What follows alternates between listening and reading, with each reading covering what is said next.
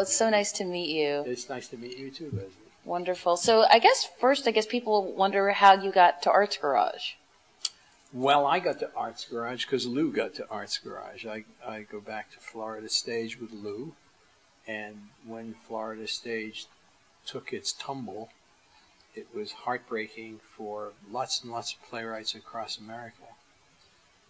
As you probably know, Lou Tyrrell had this little miracle called Florida Stage. Absolutely. That did 25 years of exclusively new American plays. Absolutely. And I founded a theater up in Gloucester, Massachusetts 32 years ago. It's hard to imagine I did anything that didn't involve mother's milk 32 years ago, but it's a fact.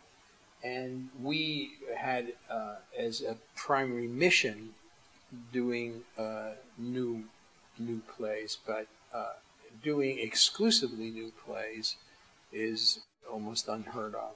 Absolutely. And so it was a tremendous loss. And I came down here, and I've done 2-3 new plays with Lou over the years, and I wanted to help out. So I came down, we did something here. We did a reading of a play Mine Line. It was kind of a fundraiser. And then we did another fundraiser with this new play I was writing called Gloucester Blue. I pointed over here because there's a poster on the wall. And Lou said, well, can we do the play? And I said, sure. And so it gives him a chance to do a world premiere here. Absolutely.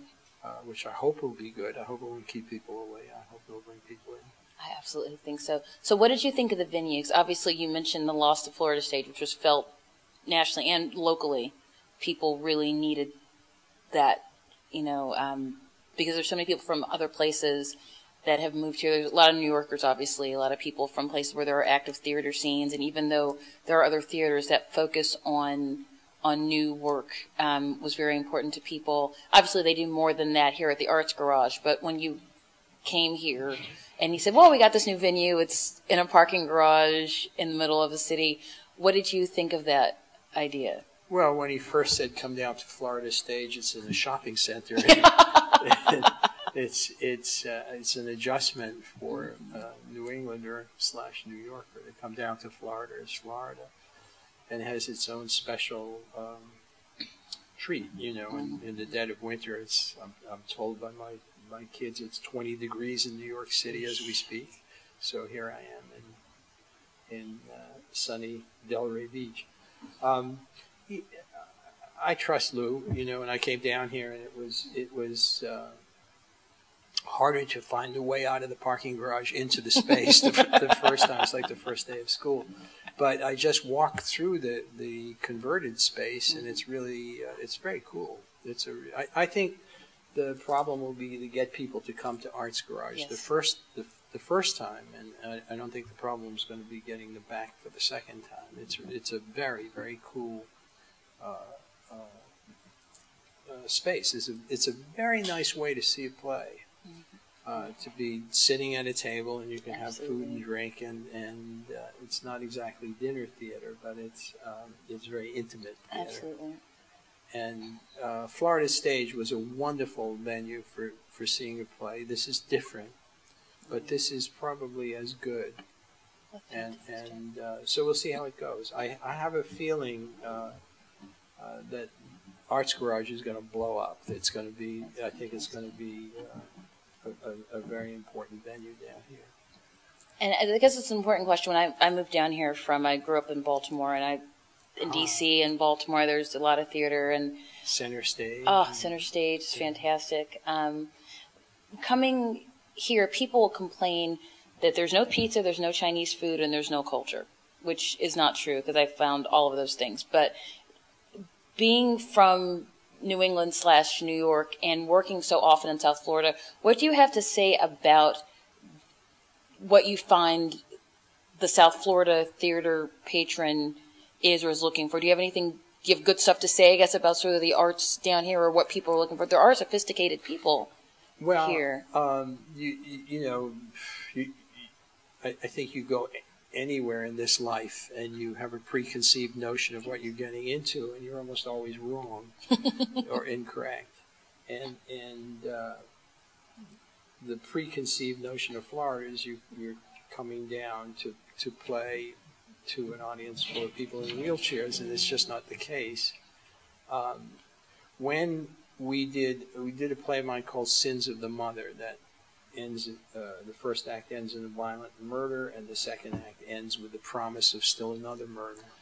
And although it's a very funny play, it's an odd piece. And when we were rehearsing it, I remember coming to Lou, and really I was directing it, and I thought, one night I was thinking, if this is going to be an audience with an average age of 85, they're going to really hate this play, and I'm going to make a lot of trouble for Lou. And I came to Lou and I said, we really don't have to open it. I really did. I went to him and I said, I thought about it through last night, and I'm not sure that this is an appropriate play for your audience. And he said this play is going to do very well, and it did something like 110% of capacity. Oh, that's it did fantastic. very, very, very well. And the audience was intelligent, responsive, and we did talkbacks with the audience. So I have nothing but good things to say about Florida audiences. I did a play at the old Caldwell Theater years ago, I remember, and it was the same kind of a thing where they were very nice and responsive.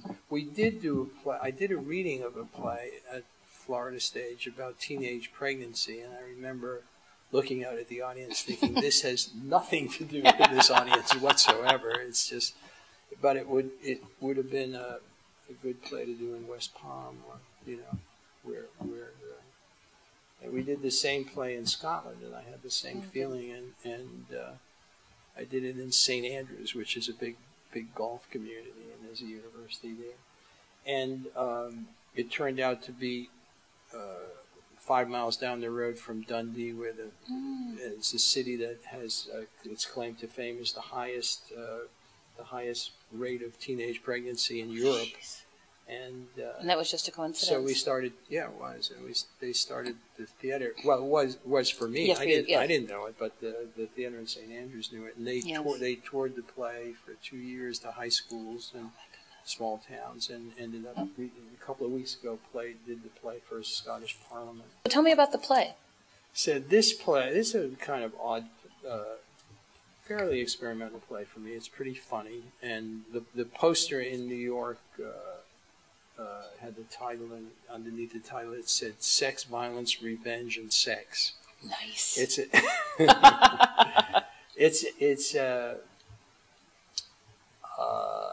What is it about? I don't know. It's a new play, so I'm just figuring out what it's about. But we did a workshop of it at the Cherry Lane Theater in New York, and it seemed to please people.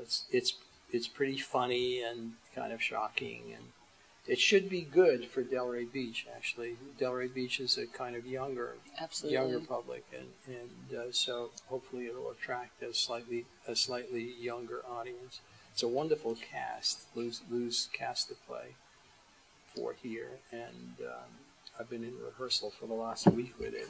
Cool. You've got about 3 weeks? We open on the 25th of January, so we've got another 3 weeks. That's about 3 weeks to go, and I think they'll be ready. And he's doing a full set. He's going all out because it is a world premiere. So we'll see how it goes. My son, I have 3 sons and 2 daughters, but one of my sons is one of the Beastie Boys, Adam Horovitz, and he's done. They've had a bad year. Yeah, I know. I'm very sorry. A tough year. One of the Beastie Boys died. Absolutely, I'm very sorry. But he's done some incidental music. It's really a very small. Lou told me. But there is incidental music, and the play. It's something Adam and I took. I said to him, I'd like to score the play like a kind of film noir movie. And when it's romantic, I'd like to have romantic music under it. When it's tense, it's kind of under it, and kind of nervous breakdown music, and see what happens if we do a nonlinear musical approach to the emotional underpinnings of the play.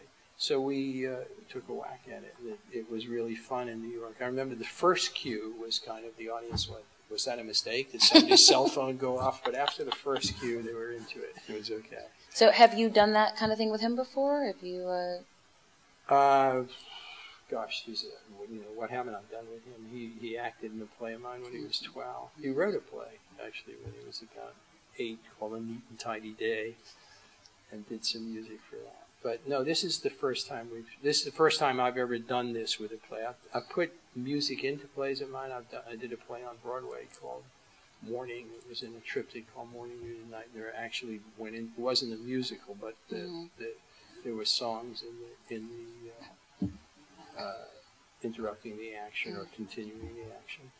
But it's the first time in recent years we've done this. I have 5 kids, and they're all in the family store, and we tend to do a lot of stuff together. I'm about to do a movie with my daughter. I have a daughter, Rachel Horovitz, who's a big deal producer. She produced Moneyball. Absolutely. And about Schmidt, and we're about to do a movie together, and based on a play of mine. Moneyball was amazing. It was great, wasn't it? It was She's really good. And I would be remiss without, and he's probably going to get to meet you when we come to the play. My husband, who was a nice Jewish boy from Baltimore as well. When I met him in high school, I heard there was a nice Jewish boy. There are many, but when I met him in high school, he thought he wanted desperately to be your son. Because we're from the 80s, so it was like we met in 1980. I'd like to be my son. Right? So, and he had like the hood. We could go back and turn it around and get rid of my own. He had the hood ornament and everything. That's another story. I told him, I said, guess who I'm going to be? He's like, what? He, of course, knows who you are, so that's very, very cool. After this, do you have other things in the works? After this play, are you writing anything else? When this opens, in January, I go right to Paris, and I'm doing 12. They're doing 12 of my short plays on the radio, and I've been working with translators, and that we're casting them now, and we start recording. I'm going to direct 2 of the 12. So that's the immediate project afterwards, and then the movie starts shooting in June, and I can't really announce the details of it because we're saving that for some Rachel's doing some film festival. But so I'll be there for a whole bunch of time, and I'm doing this play is Gloucester Blue has been translated, and I'm going to be doing it in Paris. And the play that's the film is based on my play My Old Lady. It was called Très Chère Mathilde in Paris, and it ran there for a couple of seasons. And then I'm doing Sins of the Mother. We're putting together a Broadway production for next season. So, yeah, a bunch of stuff. That's fantastic. Well, it was an absolute pleasure to talk to you. Thank you very much. We're looking forward to the play, and thanks for taking some time. Well, happy to do it. Thank you very much.